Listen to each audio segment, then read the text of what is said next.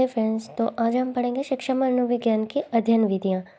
तो उसमें हम पढ़ने वाले हैं शिक्षण मनोविज्ञान की अध्ययन विधियाँ। तो वो 2 प्रकार की होती हैं, ठीक है। पहले तो वो कितने 3 प्रकार की होती हैं, निरीक्षण पद्धतियाँ, प्रयोगात्मक पद्धतियाँ और विवरण पद्धति।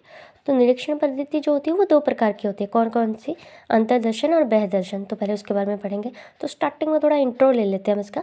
आधुनिक युग में अध्ययन के लिए मनोवैज्ञानिक पद्धतियों का महत्व सहारा लिया जाता था। वैज्ञानिक अनुसंधान और खोजों का आधार यथार्थ, वस्तुनिष्ठ और सत्यापन से होता था। वैज्ञानिक लक्ष्यों को संकलित करता था और ये क्या करता था? नियम बनाता था।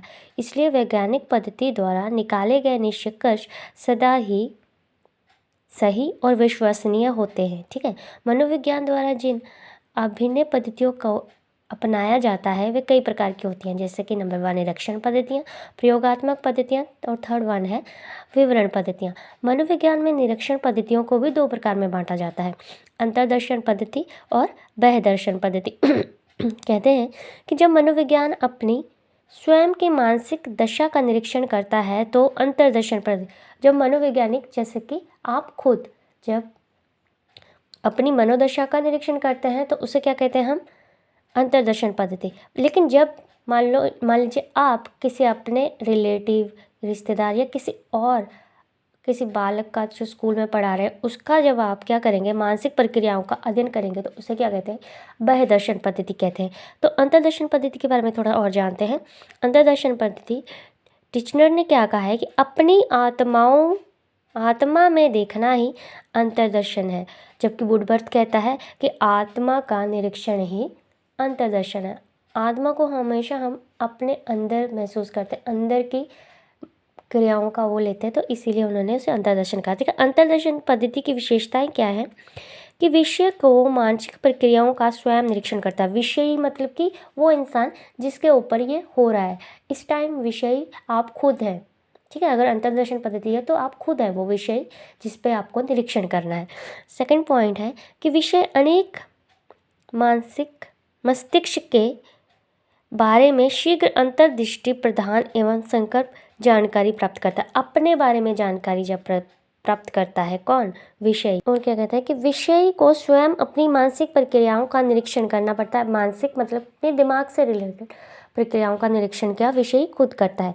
अब अंतर्दर्शी पद्धति के कुछ दोष भी हैं। अंतर्दर्शी पद्धति के विषय के बारे में, विषय और विषय, विषय मतलब मैं खुद हूँ वो विषय जिसके ऊपर मुझे खुद ही निरीक्षण करना है। खुद के ऊपर खुद निरीक्षण कैसे कर सकते हैं?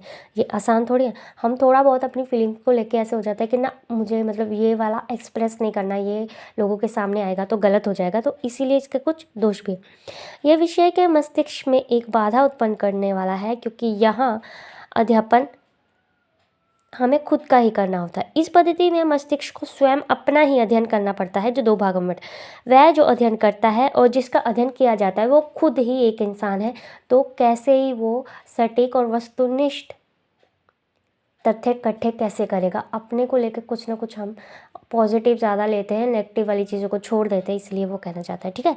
सेकंड पॉइंट है इसका, इस समय अंतर्दर्शन में जो वास्तविक और व्यवहारिक कठिनाई आती है वह मस्तिष्क अनुभव करता है और अनुभव करना बंद कर देता है। जब आप चिंतन करते हैं तो अंतर्दर्शन उस चिंतन का अध्ययन करता है और मस्तिष्क चिंतन करना बंद कर देता है। मस्तिष्क का अवधान चिंतन पर केंद्रित ना होकर अध्ययन पर। अब मस्तिष्क क्या करता है? मान लीजिए हम किसी चीज़ का चिंतन कर रहे हैं, मतलब याद कर रहे हैं, जैसे कि हमें किसी की याद आ रही, याद करना शुरू किया, ठीक है। उसके बाद आहिस्ते आहिस्ते हम उस चीज़ से रिलेटेड चीज़ों के बारे में सोचना शुरू कर देते हैं। जबकि जो हमें, जैसे हम पढ़ाई शुरू करते हैं, पहले हम ये कर रहे हैं एडवांस नर्सरी टीचर ट्रेनिंग का, हम साइकोलॉजी एंड एजुकेशन वाला पार्ट पढ़ रहे हैं। इसे पढ़ते पढ़ते, मनोविज्ञान को पढ़ते पढ़ते हम किसी मनोविज्ञान के बारे में पढ़ते पढ़ते हम किसी के व्यवहार के बारे में सोचना शुरू कर देते, तो वही यही करना चाहता है, ठीक है। तो अब हम थोड़ा सा अंतर्दृष्टि और बाह्य दृष्टि में डिफरेंस के बारे में पढ़ लेते हैं, ठीक है। अंतर्दर्शन में क्या कहते हैं कि इसमें मन की भावनाएं अंदर की ओर और आत्ममंथन। मन की भावनाएं मतलब अपने अंदर की क्रियाओं के बारे में सोचता है, अंदर की ओर मतलब कि अपने बाहर का व्यवहार जैसे मैं कर रही हूँ उसके बारे में नहीं, जो मैं बोल रही हूँ उसके बारे में, बल्कि वो जो मैं नहीं बता रही हूँ जो कि मेरे दिमाग में चल रहा है उसका चिंतन करता है। आत्ममंथन मतलब अपने अंदर के विवेक के बारे में सोचता है। जबकि बृहद दर्शन में प्रकृति व वस्तुएं, जो आस पास मेरे वस्तुएं हैं, प्रकृति है, पेड़ पौधे हैं, उसके बारे में सोचते हैं। ठीक है, बाहर की ओर मतलब मैं बाहर लोगों के साथ कैसा व्यवहार करती हूँ, कैसे कपड़े पहनती हूँ, ये सब उसमें आ जाता है बृहद दर्शन में, और लोगों के साथ व्यवहार आ जाता है। ठीक है, अगर आपको मेरी वीडियो अच्छी लगी हो तो लाइक और सब्सक्राइब करें। Thank you so much.